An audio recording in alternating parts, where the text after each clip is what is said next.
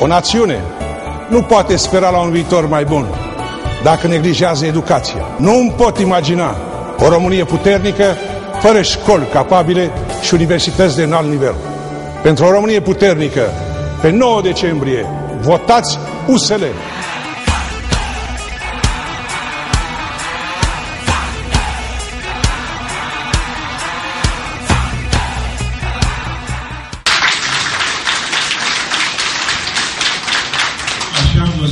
Sunt în politică, rar mi-a fost dat să văd că taie pamlica ăla care a făcut treaba.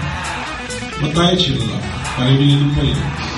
Și apoi îi face reclamație celuilalt. Așa e în viață.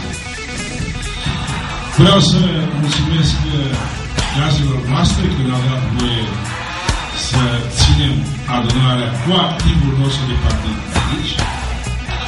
Și chiar vreau să-i felicit că au avut puterea pe care Partidul Democrat Liberal nu a avut să-și păstreze jaluzelele la culoarea lor inițială. Deci acum așteptam și am venit chiar cu emoții că voi găsi culorile acelea move. Nu s-au fost în oligarhia așa care sunt acum ale Alianței România Dreaptă. Iată că sunt și oameni corecți, oameni drepți, care dacă au pus o anumită culoare, cu o anumită semnificație, o mențin. Nu au schimbat nici roșie, nici albastră, nu? Și și-au menținut pe culoare. Pe de altă parte, nici o culoare nu poate fi eliminată. Vreau să amintim în 89, toată lumea fugea de roșu. E comunist.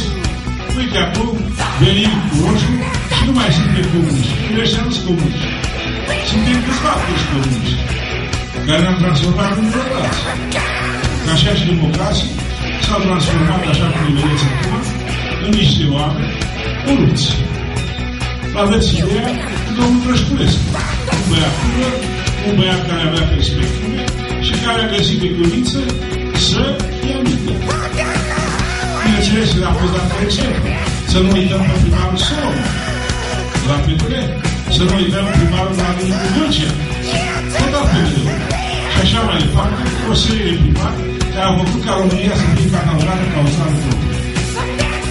Să nu uităm la punct de justiție aceasta care se face la televizor. La televizor vedem arestări, la televizor vedem deliberări, la televizor vedem procese, nu vedem condamnați. La rest vedem de tot.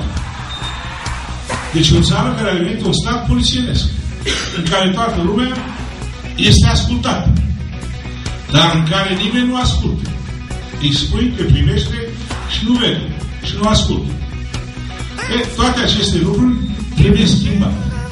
Cum credeți dumneavoastră că putem schimba noi aceste lucruri pe 9 decembrie? Ia să vă mai tare!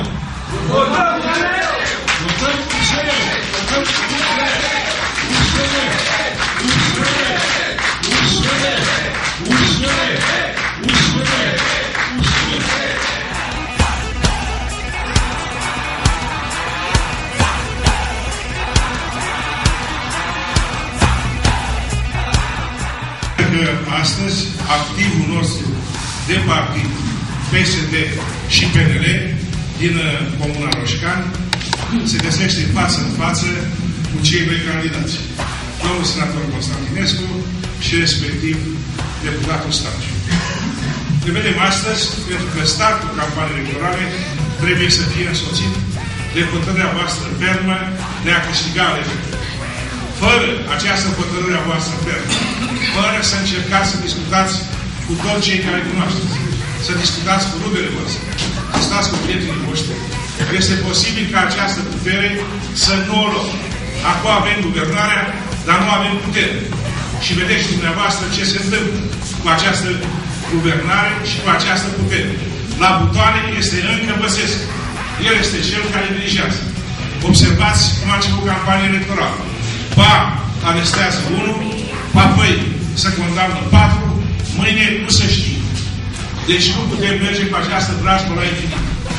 Trebuie să încercăm, nu?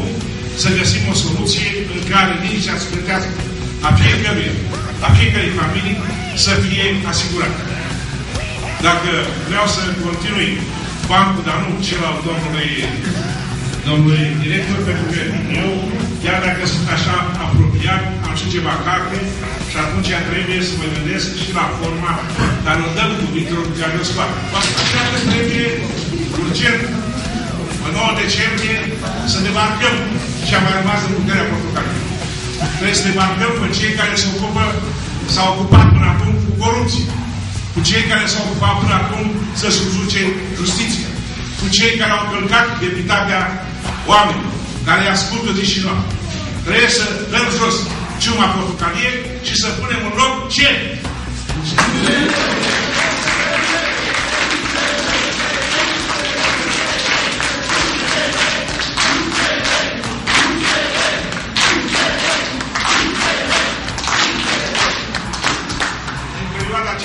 A fost greu pentru toți. Nici pentru noi n-a fost ușor când încercam să accesăm cât de cât niște fonduri, să reușim să facem bine oamenilor din colegiu și nu eram primiți de miniștrii portocalii, de pedeliști, care se ascund acum, așa pe cum lucrul schimbă părul în Radu Parc, ei se ascund sub acest ARD. Vreți să vă ardă iar PDL-ul? Nu. Ce votăm pe 9 decembrie?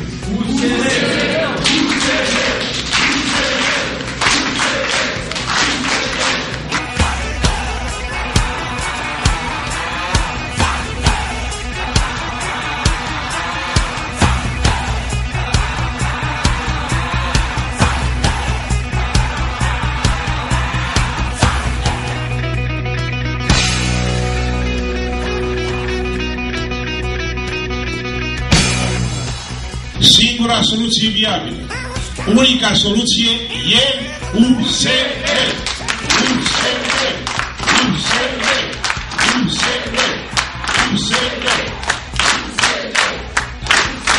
Căci, împreună cu domnul primar, împreună cu domnul viceprimar, împreună cu consilier pentru dumneavoastră, ne propunem să realizăm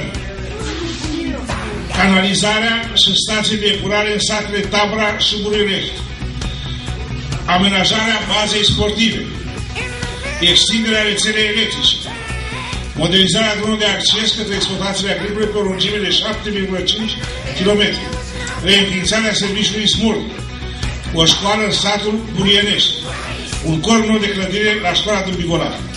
Evident, nici eu, nici domnul senator Constantinescu, nu suntem super primari. Adică mai mare decât primarul dumneavoastră. De fapt, nici nu se poate. Uitați-vă la el ce mare este.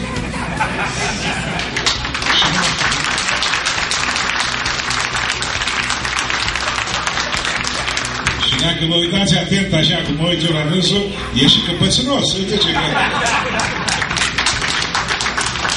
Dar asta nu-l face încăpățână. Asta îți face să fie un om dârs, un om hotărât. Un om care a realizat lucruri pe care alți primari în perioada de opoziție nu le-au putut realiza. Domnia sa a fost foarte darnic. A spus că a realizat toate aceste chestiuni și cu deputatul Stanciu și cu deputatul Constantinescu. Evident că meritul principal îi aparține. O națiune nu poate spera la un viitor mai bun dacă neglijează educația. Nu îmi pot imagina o Românie puternică fără școli capabile și universități de înalt nivel.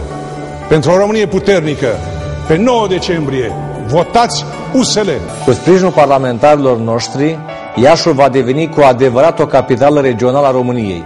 Pe 9 decembrie vă rog să votați candidații USL, pentru că USL iubește Iașul. USL iubește Iașul.